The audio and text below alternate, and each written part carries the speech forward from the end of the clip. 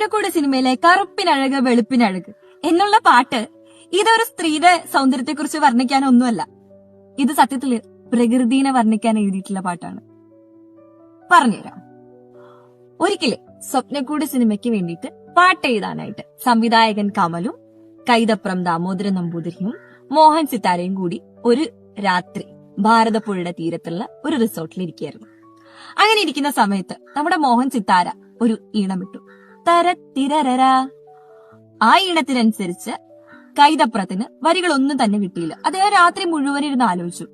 പിറ്റേ ദിവസം രാവിലെ, അതായത് പുലർച്ചെ, നമ്മുടെ ഭാരതപ്പുഴയുടെ തീരത്തിരുന്ന് അദ്ദേഹം ഇങ്ങനെ പ്രകൃതിയുടെ ഭംഗിയൊക്കെ ആസ്വദിക്കുകയായിരുന്നു. അങ്ങനെ ഇരിക്കുന്ന സമയത്ത് ഭാരതപ്പുഴയുടെ ഒരു വശത്ത് ഇരുട്ടും ഒരു വശത്ത് വെളിച്ചവും വന്ന് വീഴുന്നത് കണ്ടു. അങ്ങനെ അദ്ദേഹം ആ രാത്രി എഴുതി കറുപ്പിനഴക്. ആ വരികളാണ് പിന്നീട് തുടർന്ന് എഴുതി ആ പാട്ട് പൂർത്തീകരിച്ചിട്ടുള്ളത്. ഈ സിനിമയിലുള്ള മീര ജാസ്മിന്റെയും ഭാവനയുടെയും വസ്ത്രങ്ങള് അന്നത്തെ പെൺകുട്ടികളെ മോഹിപ്പിച്ചിരുന്നു.